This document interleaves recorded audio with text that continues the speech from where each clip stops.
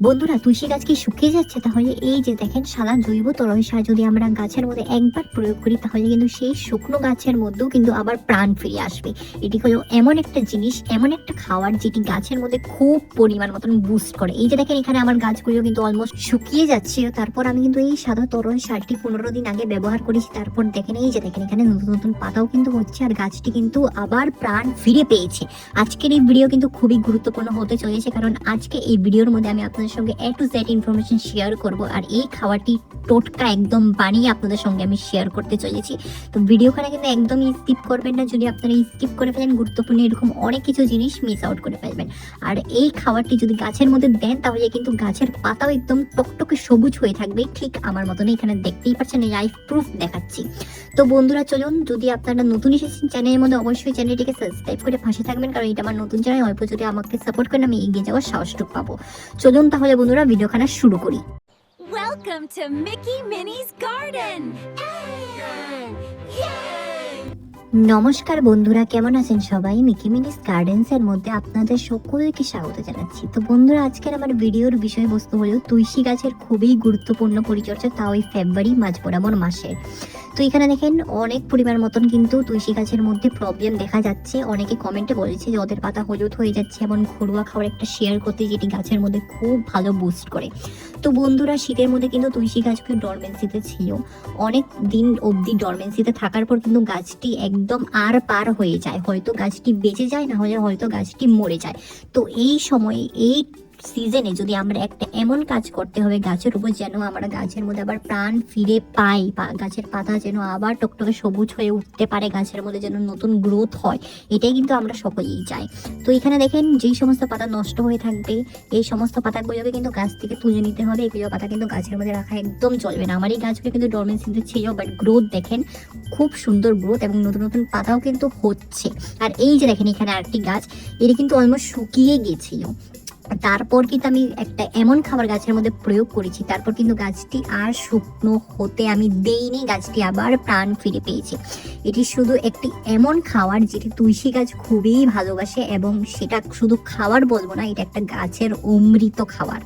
এখানে দেখেন, যে সমস্ত ডাল শুকিয়ে গেছে, এগুলো ডালগুলো কিন্তু আমি তুলে তুলে মানে ছাটাই করে নিচ্ছি, কাটাই ছাটাই। এই সময়ের মধ্যে আপনারা কাটিং করতে পারেন, হার্ড প্রুনিং করতে পারেন তুলসী গাছের মধ্যে। তো এরকম যদি ডাল আপনাদের গাছের মধ্যে থাকে, তাহলে কিন্তু অবশ্যই এরকম পিঞ্চিং করে বা হার্ড প্রুনিং এর মাধ্যমে কেটে নেবেন। আর তুলসী গাছের মধ্যে একটা জিনিস অবশ্যই লক্ষ্য করবেন, যেন গাছটি যেন রৌদ্রর মধ্যে থাকে, যেন এই সময়ে যেন গাছটি ছাওয়াযুক্ত জায়গাতে আপনারা একদমই রাখবেন না। যদি রাখেন, অবশ্যই সেই গাছটিকে মিনিমাম 5 থেকে 6 ঘন্টার জন্য রৌদ্রর মধ্যে রেখে দেবেন। আর এটি গাছটি কালো তুলসী গাছ, দেখেন এখানে নতুন নতুন পাতা হচ্ছে। তারপর এখানে আরো কিছু গাছ আছে ভ্যারাইটি, সেটাও আমি আপনাদের সঙ্গে দেখাচ্ছি, চলুন। এই যে দেখেন, এখানে আরেকটা গাছ, এটিও জমিতে লাগানো, আর এইটার গ্রোথ দেখেন, টকটকে সবুজ হয়ে আছে পাতার মধ্যে কিন্তু এখানে কোনো সমস্যা দেখা যায়নি। আমি কিন্তু প্রতিনিয়ত একটা ফাঙ্গিসাইডের গাছের মধ্যে স্প্রে করি, তাও ঘরোয়া টোটকা তৈরি করে। আর সেটি হলো নিম পাতা সেদ্ধ করা জল। নিম পাতা সেদ্ধ করা জল কিন্তু খুবই মারাত্মক কাজ করে গাছের উপর। কোনো পোকামাকড় আক্রমণ কিন্তু গাছটির মধ্যে অ্যাটাক করতে পারেনি। এই প্রচণ্ড যে ডরমেন্সি সিজন গেছে, এই 2-3 মাস আমার গাছের মধ্যে কিন্তু কোনো পোকামাকড়ের আক্রমণ হয়নি।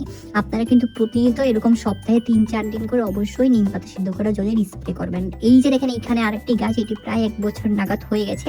আর এই গাছের মধ্যে দেখেন কত সুন্দর গ্রোথ হচ্ছে। গাছের মধ্যে দেখেন ডালে ভরে গেছে, এত পরিমাণ মতন গাছটি বুশি হয়েছে, সেটা আমি আপনাদের সঙ্গে শেয়ার করে পাচ্ছি না। তো এই গাছটির পরিচর্যা কিন্তু আমি আপনাদের সঙ্গে ক্রমাগত দেখিয়ে চলে এসেছি, আজকে আবার দেখাচ্ছি। এই গাছটির মধ্যে কিন্তু একটাই ডাল, নিচের থেকে কিন্তু একটাই ডাল, এই একটা ডালতে কিন্তু এখানে চারোদিকে দেখেন, এখানে কম করেও 30-40 খানা তো ডাল বেরিয়েছে, হয়তো আরো বেশি বেরিয়েছে। তো এটা কিন্তু কিছু মানে টোটকার ব্যবহার করেই কিন্তু আমি গাছের মধ্যে এত সুন্দর বুশি করতে পেরেছি। এই গাছটির মধ্যে আপনারা হয়তো লক্ষ্য করছেন, যদি লক্ষ্য করছেন না বলে দিই, এই যে দেখেন, এখানে মঞ্জুরি কিন্তু নেই, হয়তো ছোট ছোট মঞ্জুরি আছে, বাট বড় রকমের কোনো মঞ্জুরিগুলো কিন্তু গাছের মধ্যে রাখিনি। কারণ এই সিজনে আপনারা মঞ্জুরি রাখবেন না। গাছকে যদি বুশি করতে চান, নতুন ডাল বের করতে চান, অবশ্যই মঞ্জুরিগুলোকে এরকম পিঞ্চিংয়ের মাধ্যমে তুলে নেবেন। তো এই জায়গাটি কিন্তু আরো নতুন নতুন ডাল বেরোবে। তো এই জিনিসটা যদি আমরা গাছের মধ্যে করি তাহলে কিন্তু গাছের স্টোর মানে এনার্জি স্টোর যেটি এটি গাছের মধ্যেই থাকবে, এটি কিন্তু মঞ্জুরির মধ্যে চলে আসবে না। মঞ্জুরি যদি আমরা গাছের মধ্যে রেখে দিই তো গাছের সমস্ত শক্তি কিন্তু গাছের এনার্জি মঞ্জুরির মধ্যে চলে আসে, তো গাছটি বৃদ্ধি হতে পারে না। অনেকে হয়তো সেটা জানে না, বাট আপনারা অবশ্যই এরকম করবেন, মঞ্জুরি গাছের মধ্যে রাখবেন না। যদি আপনারা বীজ তৈরি করতে চান অবশ্যই রাখতে পারেন, সেটা সমস্যা নেই। যদি আপনাদের গাছকে প্রটেক্ট করতে চান, সেফ রাখতে চান, অবশ্যই এরকম পিঞ্চিং করবেন। আর হার্ড প্রুনিং অবশ্যই করবেন। যদি আপনাদের গাছ সুস্থ থাকে অবশ্যই হার্ড প্রুনিং করবেন। হার্ড প্রুনিং করার মাধ্যমে কিন্তু নতুন নতুন ডাল বের হবে, মার্চ থেকে কিন্তু খুব সুন্দর গ্রোথ হবে, কারণ এখন কিন্তু তুলসী গাছ অলরেডি অ্যাক্টিভ মুডে চলে এসেছে। আর যদি গাছটি মারা যাচ্ছে তাহলে কিন্তু অবশ্যই এই টোটকা অবশ্যই করবেন। ফাঁকা ডালের মধ্যে কিন্তু কাটাই ছাটাই একদমই করবেন না। যেই সমস্ত ডাল একদম নাড়া হয়ে গেছে সেই সমস্ত ডালগুলোকে কিন্তু রোদের মধ্যে এনে রাখবেন, আর সেই ডালগুলোর মধ্যে কিন্তু আপনারা অ্যালোভেরার জলের স্প্রে করবেন। সেই অ্যালোভেরার জলের স্প্রে করার মাধ্যমে কিন্তু সেই যে শুকনো হয়ে গেছে বা পাতা নেই সেই সমস্ত ডালের মধ্যে কিন্তু নতুন নতুন পাতা হবে, গ্যারেন্টি দিয়ে বলছি, এই টোটকা যদি আপনারা ফলো করেন। আর এখানে দেখেন ছোট ছোট পাতা হয়ে এসেছে। আর এই যে দেখেন এই গাছটি, এটি কিন্তু টাবের মধ্যে গাছ। টাবের পরিচর্যা জমি পরিচর্যা কিন্তু একই। এই যে দেখেন মাটি কিন্তু অলরেডি শুকিয়ে এসেছে। শুকনো মাটিও যদি থাকে তো গাছ কিন্তু অটোমেটিক সমস্ত পাতা হলুদ হয়ে ঝরে পড়ে যায়, কারণ গাছের খাবার কিন্তু গাছ পাতা থেকেই গ্রহণ করে। আর এই যে দেখেন এখন আমি পরিণত একটা কাছির মাধ্যমে ভালো করে কিন্তু মাটিটাকে এরকম খুঁচিয়ে নিচ্ছি। তো এরকম মাটিটাকে অলরেডি আপনারা সপ্তাহে 2-3 দিন করে এভাবে কুড়িয়ে দেবেন। তার পরবর্তীতে কিন্তু ফ্রেশ এনার্জি মানে ফ্রেশ হাওয়া মাটির মধ্যে ঢুকতে পারে, আর যেন বন্ধ এয়ারগুলো মাটির থেকে যেন বের হয়ে আসতে পারে। এর পরবর্তীতে কিন্তু গাছের রুটের ডেভেলপমেন্ট হয়, তার কারণে কিন্তু গাছ বৃদ্ধি হয়।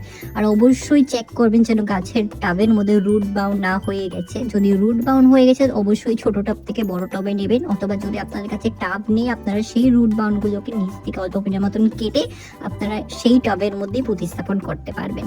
কারণ এখন এই সময় কিন্তু শিফটিং, হার্ড প্রুনিং এই সমস্ত কিন্তু খুবই গুরুত্বপূর্ণ জিনিস গাছের মধ্যে করতে হবে। তো চলুন কোন খাবার এবার দেব এটাই দেখিয়ে দিচ্ছি। দেখেন এখানে এটা হলো এমন একটি খাবার, কারণ এই খাবারের মধ্যে এত পরিমাণ মতন ক্যালসিয়াম আছে যেটি খুব প্রয়োজন গাছের মধ্যে এই সিজনে।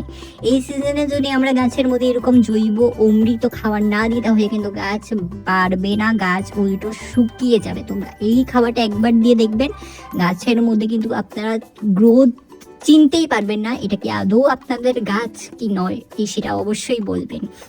তো এটা কিচ্ছু নয়, এটা হলো চুন। চুন যেটা মার্কেট পানের সঙ্গে খেয়ে থাকে সেই চুন আমি নিয়েছি অল্প পরিমাণ মতন, তারপর নিয়েছি ডিমের খোসার গুঁড়ো।